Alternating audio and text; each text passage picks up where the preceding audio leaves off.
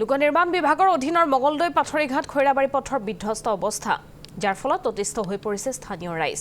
পথ মেৰামতিৰ দাবীত নামখলাত প্ৰতিবাদী কাৰ্যসূচী আঞ্চলিক ছাত্ৰ সন্থাৰ পথ অৱৰোধ কৰি পুৱাৰে পৰা প্ৰতিবাদী কাৰ্যসূচী ৰূপায়ণ কৰিছে ছাত্ৰ সংগঠনটোৱে। বিটিয়াৰ কলাইগাঁও আৰু দৰঙৰ চিপাঝাৰ সমষ্টিক চুই যোৱা পথটিৰ মেৰামতিৰ ক্ষেত্ৰত কোনো ধৰণৰ গুৰুত্ব নিদিয়াৰ বাবে জনপ্ৰতিনিধি দুয়োগৰাকীৰ লগতে লোক নিৰ্মাণ বিভাগৰ বিৰুদ্ধে ক্ষোভ বুজাৰে স্থানীয় ৰাইজে। আপুৰাইছো চিপাঝাৰৰ পৰা আমাৰ সাংবাদিক হেমচন্দনৰ এক প্ৰতিবেদন। চিপাঝাৰ সমষ্টিৰ নামখলাত পথ মেৰামতিৰ দাবীত প্ৰতিবাদী কাৰ্যসূচী গ্ৰহণ কৰিছে আঞ্চলিক ছাত্ৰ সন্থাই। সদৌ অসম ছাত্ৰ সন্থাৰ নামখলা আঞ্চলিকৰ ফালৰ পৰা এই ৰাতিপুৱাৰ ভাগতে প্ৰতিবাদী কাৰ্যসূচী গ্ৰহণ কৰা দেখা হৈছে, কিয়নো মঙলদৈ মাজিকুঠি পথ আৰু মঙলদৈ পাথৰীঘাট খৈৰাবাৰী পথৰ যাতায়াতৰ ক্ষেত্ৰত যি দুৰ্ভোগ ভুগিবলগীয়া হৈছে ৰাইজে, তাৰ বাবে বছৰে বছৰে ছাত্ৰ সন্থাকে ধৰি ইয়াৰ আঞ্চলিক ৰাইজে জনপ্ৰতিনিধিসকলক কাকুতি মিনতি কৰি আহিছে। তাৰ পিছতো গা লৰা নাই প্ৰশাসন তথা জনপ্ৰতিনিধিসকলৰ কেইবাবছৰো ধৰি এই দুটাকৈ গুৰুত্বপূৰ্ণ পথ এতিয়াও মেৰামতি কৰা নাই, যাৰ বাবে যাতায়াতৰ ক্ষেত্ৰত জীয়াতু ভুগিছে ৰাইজে। আৰু এই দুয়োটা পথৰে যিসকল পথচাৰী অহা যোৱা কৰে দৈনিক, তেওঁলোকে কষ্ট কৰিবলগীয়া হৈছে, যাতায়াতৰ ক্ষেত্ৰত কষ্ট কৰিবলগীয়া হৈছে ইয়াতে চলাচল কৰা যান বাহনসমূহে। আৰু যাতায়াতৰ ক্ষেত্ৰত এক বিপদজনক অৱস্থা এই পথেৰে যোৱা পথচাৰীসকলৰ, কিয়নো মাজে মাজে এই বেয়া পথৰ কাৰণে দুৰ্ঘটনা সংঘটিত হোৱাও দেখা গৈছে। বহু দুৰ্ঘটনা সংঘটিত হৈছে পথৰ দুৰৱস্থাৰ বাবে। ইয়াতে আছে নামখলা আঞ্চলিক ছাত্ৰ সন্থাৰ সদস্যসকল। হয়, আমি নামখলা আঞ্চলিক ছাত্ৰ সন্থাই প্ৰতিষ্ঠা কালৰে পৰা আচলতে মঙলদৈ পাথৰীঘাট খৈৰাবাৰী সংযোগী পথ আৰু মঙলদৈ মাজিকুঠি পথৰ হৈ মাত মাতি আহিছোঁ। আপোনালোকে দেখিব এই পথৰ দুৰৱস্থা, এখন গাড়ী যাব নোৱাৰে, কোনো ধৰণৰ ইমানেই বেয়া হৈ গৈছে। লগতে এই পথটো সম্প্ৰসাৰণ নকৰে। তাতোকৈ ডাঙৰ কথা, আমি যেতিয়া এই প্ৰতিবাদী কাৰ্যসূচী ল'লোঁ, যোৱাকালি এখন সামাজিক মাধ্যমত আমি ভাইৰেল এখন কাগজ, কোনো ধৰণৰ ক'ৰ পৰা আহিছে কি আহিছে কাগজখনৰ একো নাই, খালি ডিটিপি কৰি এখন কম্পিউটাৰ ডিটিপি কৰি দিলে যে এই ৰাস্তা দুটা অসমলাৰ অধীনত কৰিব। আচলতে কাগজে কলমে নহয়, যদি কৰে তেওঁলোকে প্ৰত্যক্ষভাৱে আহি কাম আৰম্ভ কৰক।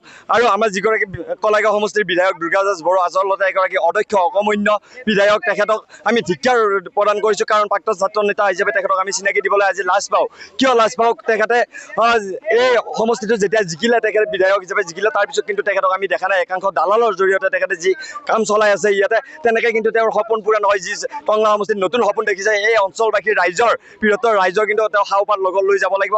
লগতে পৰমানন্দ ৰাজবংশী ডাঙৰীয়া, আপোনাক মই আহ্বান জনাইছোঁ, বৃহত্তৰ নামখলাবাসী ৰাইজে আহ্বান জনাইছে, আপুনি যিহেতু এই সমষ্টিটো এতিয়া নতুনকৈ চিপাঝাৰ সমষ্টিৰ অন্তৰ্গত হৈছে, যদি 2026 চনত আপোনাৰ ৰাইজৰ সমৰ্থন লাগে, তেতিয়াহ'লে আপোনাৰ আহক, এই ৰাস্তাটো অতি সোনকালে দুটা মেৰামতি কৰাৰ ব্যৱস্থা কৰক, ৰাইজৰ যাতায়াতৰ সুচল ব্যৱস্থা কৰক। তেতিয়া নহ'লে অন্যথা কিন্তু পৰৱৰ্তী দিনত সৌন্য আমাৰ নাগৰিক সভাত ৰাইজে 2026 চনৰ নিৰ্বাচন বৰ্জনৰ হুংকাৰ দিছে।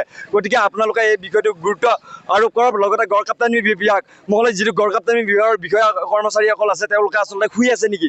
তেওঁলোকে এই পথকেইটা দেখা নাপায় নেকি? নিশ্চয়, আমি আকৌ সেই আপোনাৰ ওচৰত, যিহেতু এটা দুটাকৈ গুৰুত্বপূৰ্ণ পথ, এই দৰং জিলাখনৰ লাইফ লাইন স্বৰূপ এই পথ দুটি আজি কেইবাবছৰো ধৰি ইয়াতে মেৰামতি হোৱা নাই। ইমানেই বিধ্বস্ত হৈ পৰিছে পথ দুটি, যাৰ বাবে পথচাৰীয়ে দৈনিক হেজাৰ হেজাৰ অহা যোৱা কৰা পথচাৰীয়ে দুৰ্ভোগ ভুগিব লগা হৈছে। ইয়াতে ছাত্ৰীসকল আছে, কিয়নো এই দুটি পথেৰে মঙলদৈ চিপাঝাৰ যিমান শিক্ষানুষ্ঠান আছে তালৈকে ছাত্ৰ ছাত্ৰীসকল অহা যোৱা কৰে।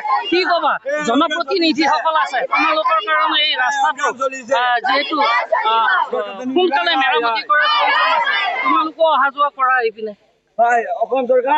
ৰাস্তাটো সোনকালে ভাল কৰিব লাগে, এইখিনিয়ে আৰু কি ক'ম। হয়, আৰু ৰাস্তাটো সোনকালে কৰিব লাগে। তেওঁলোকৰো সেই মত, যিহেতু ছাত্ৰ ছাত্ৰীসকলৰ বাবেও অতি গুৰুত্বপূৰ্ণ হৈ পৰিছে এই পথটো। দাবী জনাই আহিছিলোঁ যে উপায়ুক্ত মহোদয়ৰ জৰিয়তে মুখ্যমন্ত্ৰী মহোদয় তথা গড়কাপ্তানি বিভাগত আমি দাবী জনাই আহিছিলোঁ, যদি আজিলৈ কোনো ধৰণৰ এটা সুফল পোৱা নগ'ল, যাৰ ফলত ৰাস্তাটো এনেকৈ পৰি আছে। আমি যদি দাবী জনাওঁ, তাৰ কেইদিনমান পিছত প্ৰতিশ্ৰুতি দিয়ে হ'ব বুলি, কিন্তু আজিলৈ কোনো ধৰণৰ এটা আমি সুফল পোৱা নগ'ল। সেয়েহে আমি নামখলা আঞ্চলিক ছাত্ৰ সন্থাই এই কাৰ্যসূচী লৈছোঁ আৰু অনাগত দিনত আমি ধাৰাবাহিকভাৱে কাৰ্যসূচী ল'ম, যদিহে এই পথটো অতি শীঘ্ৰে নিৰ্মাণ নহয়। আমাৰ মূল দাবী এই পথ দুটা অতি শীঘ্ৰে আমাৰ নিৰ্মাণ হ'ব লাগে, কিয়নো আমাৰ দীৰ্ঘদিনীয়া যিটো সমস্যা এই সমস্যাটো এটা সমাধান সূত্ৰ লাগে আমাক। হয়, আমাৰ যিটো নেকি আমাৰ পাথৰিঘাটৰ পৰা আহি যিটো আমাৰ খৈৰাবাৰীলৈ যিটো পথ MPK ৰোড আৰু মঙলদৈৰ পৰা যিটো মঙলদৈৰ পৰা ডেমলৈ হৈ যিটো মাজিকুছি পথ MM ৰোড বুলি যাক কোৱা হয়, এই দুটা পথ আমি বিভিন্ন দৰঙৰ বিভিন্ন পথ নিৰ্মাণ কৰা আমি দেখি পাইছোঁ। এই দুটা পথ আমি দীৰ্ঘদিন আজি